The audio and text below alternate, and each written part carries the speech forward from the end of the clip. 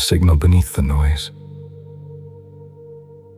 Maybe the ancients were never trying to give us a religion. Maybe they were trying to describe a feeling. The feeling that something about this world is unfinished. The feeling that humanity keeps forgetting itself. The feeling that we are trapped inside repeating patterns, wars repeating, fear repeating, systems repeating, empires rising and collapsing.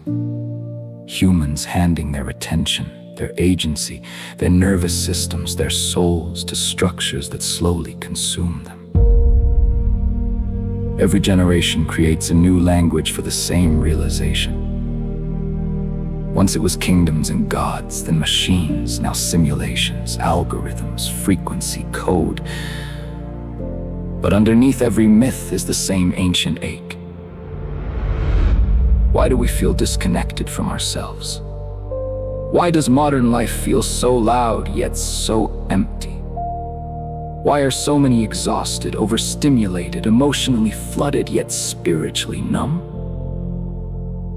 Maybe the Matrix is not a literal machine prison. Maybe it is unconsciousness itself. Maybe it is the inherited momentum of fear, trauma, conditioning, distraction, addiction, comparison, algorithmic manipulation, and survival mode. Maybe the real harvest is attention. And maybe the most rebellious thing a human being can do right now is learn how to become fully present again. Because look around. Humanity is drowning in noise, infinite scrolling, infinite stimulation, infinite outrage, infinite distraction. People no longer know how to sit in silence without reaching for a device. We are losing contact with our own inner signal.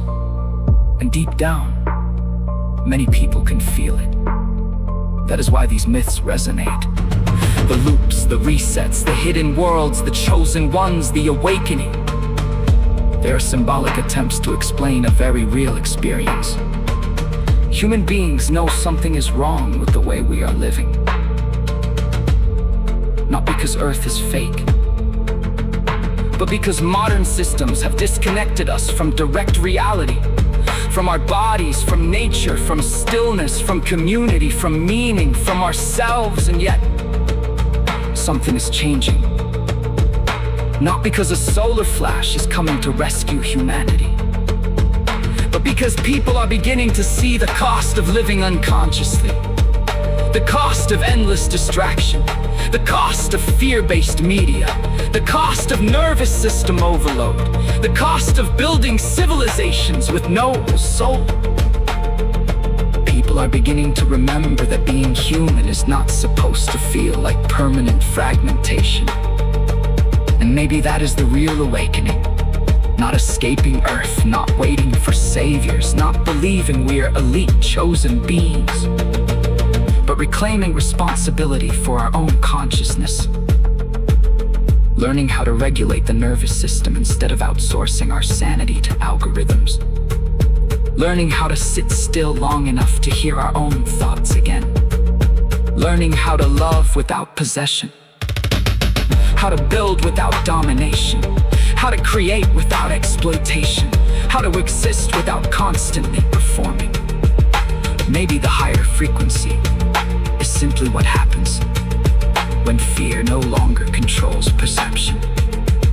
Maybe the return to source is returning to direct experience, breath, presence, awareness, integrity, truth, embodiment. Maybe the real transformation was never hidden in secret dimensions. Maybe it was hidden beneath the noise the entire time. Because the systems surrounding humanity profit from fragmentation, fragmented attention, fragmented identity, fragmented community, fragmented meaning. But a coherent human being is difficult to manipulate. A present human being sees clearly. A grounded human being cannot easily be programmed by fear. And perhaps that is the real reason so many people feel the pressure right now. Not because they are broken, but but because the pace of the modern world is colliding with the biological and spiritual limits of the human nervous system. Humanity is overloaded, and somewhere beneath all the noise, people are beginning to remember that life was never supposed to feel like this. So no, you probably are not a prisoner inside a cosmic dome, but you may absolutely be trapped inside inherited patterns, fear, conditioning, social programming, trauma loops, and systems designed to monetize your attention. And waking up from that matters deeply, because the future will not be shaped by those who consume the most noise. It will be shaped by those who can remain conscious inside it. Those who can still feel, still think, still breathe, still create beauty, still protect what is human, still choose presence over panic, still choose truth over performance, still choose connection over algorithmic addiction. Maybe that is what the old myths were trying to tell us all along. Not that we should escape reality, but that we should stop living mechanically within it. The signal is still here, beneath the noise, waiting for humanity to remember itself.